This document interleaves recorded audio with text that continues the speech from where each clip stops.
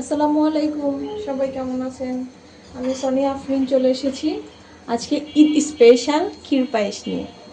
আগামীকাল তো ঈদ, সেই জন্য আমি আজকেই ক্ষীর পায়েসটা রান্না করব আর ভাবলাম আপনাদেরকেও শিখিয়ে ফেলি। তো ক্ষীর পায়েসের জন্য যা যা উপকরণ লাগতেছে সেটা হচ্ছে এখানে বাদাম, কাঠবাদাম, তেজপাতা, এলাচ, দারচিনি, কিশমিশ আর গুঁড়ো দুধ। এছাড়াও আরও অনেক উপকরণ লাগবে, লিকুইড দুধটাও লাগবে, সেটাও আমরা নিয়ে নিব। চলুন আমরা রান্নাটা শুরু করি। এখানে আমি 1.5 কেজির মতো দুধ নিয়ে নিয়েছি এবং এটা আগে থেকেই গরম করে নিয়েছি, একবার বলক দিয়ে নিয়ে নিয়েছি। আপনারা চাইলে সরাসরি এভাবেও নিয়ে নিতে পারেন। আমি দুধটাকে প্যানে ঢেলে নিচ্ছি।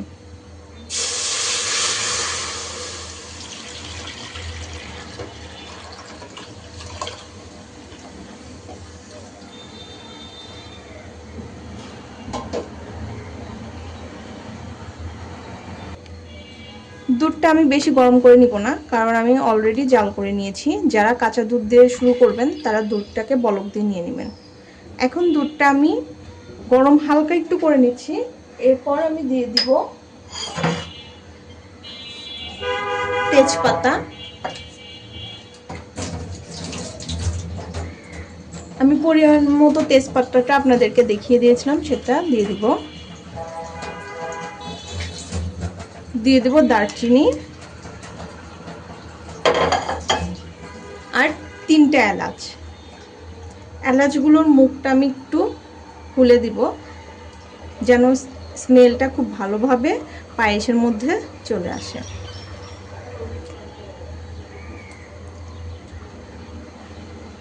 এটাকে একটু নেড়ে চেড়ে আমি এটার মধ্যে পায়েসের আরেকটা যেটা বড় উপকরণ বা মেইন উপকরণ চাউল, সেটা আমি দিয়ে দিব। আমি এখানে পোলার চাউলটা অ্যাড করতেছি। আপনারা পোলার চাউলটা দিয়ে রান্না করলে অনেক বেশি মজা হবে এটা। আমি চাউল দিয়ে দিচ্ছি, 1 কাপের একটু কম দিয়েছি। এটা আপনাদের ইচ্ছা মতো যে যেরকম চাউল দিতে পারেন, তবে চাউলের পরিমাণ দিলে অবশ্যই দুধের পরিমাণটা দিতে হবে বেশি। আমি যেহেতু 1.5 কেজি দুধ নিয়েছি, সেই জন্য আমি 1 কাপের একটু কম চাউল দিয়ে দিচ্ছি।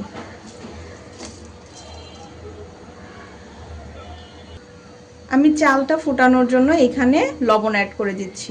লবণটা কিন্তু দিতেই হবে, না হলে চালটা ভালোভাবে ফুটবে না আর টেস্টটাও আসবে না।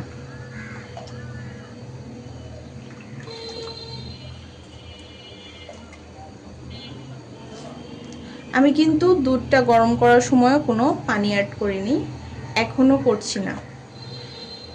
যেহেতু এটা ক্ষীর পায়েস, সেই জন্য এই দুধ দিয়ে চাউলটা পুরো ফুটে যাবে, তারপরে আমি চিনিটা অ্যাড করব। এর আগে কেউ চিনি অ্যাড করবেন না, তাহলে কিন্তু পায়েসটা মোটেও হবে না। চাউলটা ফোটার পর্যন্ত আমাদের অপেক্ষা করতে হবে। চলুন চাউল ফোটার পর আমরা আবার দেখব পায়েসে কী কী উপকরণ অ্যাড করি। আমি অনেক সময় ধরে চালটা ফুটায় নিচ্ছি, আপনারা অল্প আছে চালটা ফুটায় নেবেন। দেখেন চালটা এখনও মোটামুটি ফোটে নাই, আর একটু ঘন হবে এবং ফুটে যাবে চালটা যখন একেবারে, তখন আমি এটার মধ্যে চিনি অ্যাড করব। অবশ্যই চুলার আঁচটা একেবারে লো রেখে দিতে হবে, তা না হলে কিন্তু চালটা ফুটবে না। আমি একটু আপনাদেরকে দেখা দিচ্ছি হাত দিয়ে। চালটা এরকম হয়ে যাবে, যখন একেবারে গলে যাবে তখন আমি এটাতে চিনি অ্যাড করে দিব।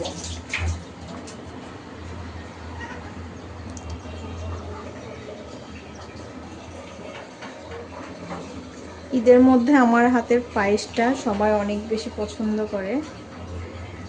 আমার আব্বাও অনেক পছন্দ করে আমার হাতের পায়েস। গত রোজার ঈদে আমি আমার শ্বশুরবাড়িতে যখন রান্না করছিলাম, সবাই অনেক বেশি প্রশংসা করছেন। আর আপনার ভাইয়া তো একটু ডেজার্ট লাভার, এর জন্য ও বেশি পছন্দ করে, তাই আমি পায়েসটা নিজে হাতেই রান্না করছি। আরও অনেক আইটেম থাকবে, সেগুলো ভিডিও ভেরি সুন পাবেন। এবং এক একটা আইটেম এক একজন রান্না করতেছে, যেমন আম্মু রান্না করবে ফালুদা, তারপর আমার ননদ ছোট বোনও রান্না করবে নববী সেমাই। তো এরকম অনেক আইটেমই থাকবে, সেই জন্য আমি অল্প পরিমাণে পায়েসটা রান্না করছি, যে সবার রেসিপিটাই তো একটু টেস্ট করতে হবে। তো তো পায়েসটা আমি আগের দিন রান্না করে রাখছি। আমার মনে হয় যে পায়েসটা একটু ঠান্ডা করে খেলে টেস্টটা আরও বেশি বেড়ে যায়। তো আমাদের মোটামুটি হয়ে গেছে। আমি আর একটু পরে চিনিটা অ্যাড করে দিব। লাইট দেখে বুঝতে পারতেছেন যে যখন আমি পায়েসটা বসিয়েছিলাম তখন বাইরের সানের অবস্থা কেমন ছিল, আর এখন মোটামুটি সানটা চলে যাচ্ছে। তো পায়েসটা হইতে একটু সময়ই লাগে। এখন আমি পায়েসটার মধ্যে অ্যাড করে দিব পাউডার দুধ। এখানে 1.5 টেবিল চামচের মতো আছে, এটা আমি অ্যাড করে দিচ্ছি। এখন পাউডার দুধটা দিলে পায়েসের টেস্টটা আরও অনেক বেশি বেড়ে যায়, অনেক কয়েক গুণ বেশি বেড়ে যায়, যে কারণে পাউডার দুধটা আমি অ্যাড করি। পাউডার দুধ না থাকলে আপনারা কনডেন্স মিল্কটাও অ্যাড করতে পারেন, তবে চিনির পরিমাণটা তখন একটু টেস্ট অনুসারে দিতে হবে, কারণ কনডেন্স মিল্কে চিনির পরিমাণটা দেয়া থাকে। আমি কিন্তু এখনও চিনিটা অ্যাড করে নেই, আগে পাউডার দুধটা অ্যাড করে দুধটাকে আর একটু ঘন করে নিব।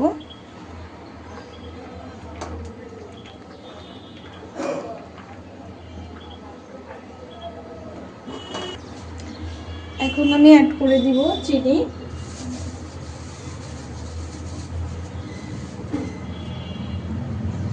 চিনিটা একটু মিষ্টান্ন ভাবে হবে, সেই জন্য আমি 1 কাপের মতো দিয়ে দিচ্ছি।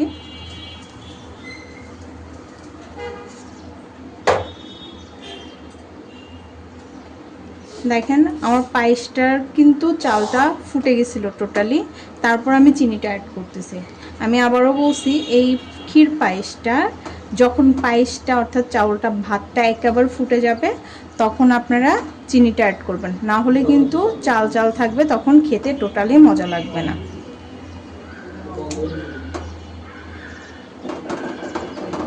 চিনি দেওয়ার পরে আবার একটু পানি উঠবে, পানিটাকে শুকানোর পরে আমি বাদামগুলো অ্যাড করে দিব।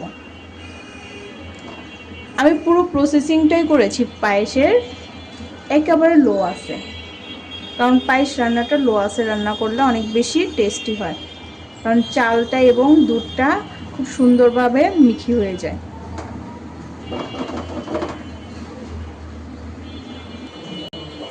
এবার আমি দিয়ে দিচ্ছি বাদামগুলো। কাঠবাদামটা কেটে দিয়ে দিলাম এর মধ্যে, কিশমিশটাও দিয়ে দিব। আর এখানে আমি বাদামটা যেটা নর্মাল বাদাম সেটা অর্ধেকটা দিব, আর বাকি অর্ধেকটা রেখে দিব।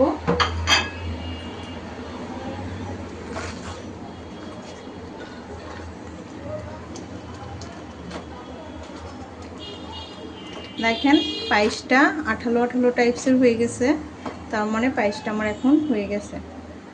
চিনিটা আমি যতটুকু পরিমাণ দিয়েছি আপনারা আপনাদের স্বাদ অনুসারে চিনিটা অ্যাড করবেন। অনেকে একটু মিষ্টি বেশি খায়, অনেকে একটু মিষ্টি কম খায়, সেই জন্য আপনারা আপনাদের পছন্দ অনুসারে চিনিটা অ্যাড করে দেবেন।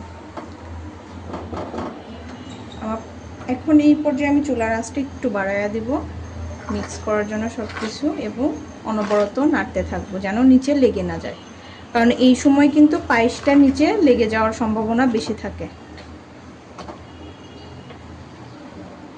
আর ক্ষীর পায়েস এটা বুঝবেন কিভাবে হয়ে গেছে, যখন দেখবেন দুধটা পুরো হলুদ হলুদ অর্থাৎ ঘির মতো একটা কালার চলে আসবে, তখন চারপাশ থেকে ঘি একটা ভাব চলে আসলে তখন এটাকে নামিয়ে ফেলতে হবে। আমি এখন পায়েসটাকে নামিয়ে ফেলবো। দেখেন যখন এরকম ঘন ঘন বলক উঠে যাবে তখনই পায়েসটা অলরেডি কমপ্লিট হয়ে গেছে। এর থেকে বেশিক্ষণ চুলাতে রাখলে তখন পায়েসটা নিচ দিয়ে লেগে যাবে, এর জন্য আমি এখন এটাকে সার্ভ করে নিচ্ছি। আমি এখন পায়েসগুলো বাটিতে সার্ভ করে নিচ্ছি। এরপর ঠান্ডা হলে এটাকে ফ্রিজে রেখে দেব, তারপর কালকে ঠান্ডা ঠান্ডা পরিবেশন করব। প্রত্যেক বছর ঈদে আমার আব্বা আমার হাতের পায়েস খেয়ে ঈদের নামাজটা পড়তে যায়। গত ঈদ এবং এই ঈদে, দুইটা ঈদে আব্বা পায়েস আমার হাতের পায়েস খায় নাই। আমি তো চলে এসেছি আমার শ্বশুর বাড়িতে। রেডি হয়ে গেছে আমার ক্ষীর পায়েস, দেখতে তো খুব বেশি ইয়ামি লাগছে, এখনই খেয়ে ফেলতে ইচ্ছা করতেছে। আপনারা অবশ্যই বাসায় ট্রাই করবেন। ঈদ স্পেশাল পায়েস, ক্ষীর পায়েস, এবং আপনার প্রিয়জনদেরকে ঈদের দিনে এই মিষ্টান্নটা খাওয়াবেন। আজকের মতো এ পর্যন্তই। আল্লাহ হাফেজ। আসসালামু আলাইকুম। ঈদ মোবারক।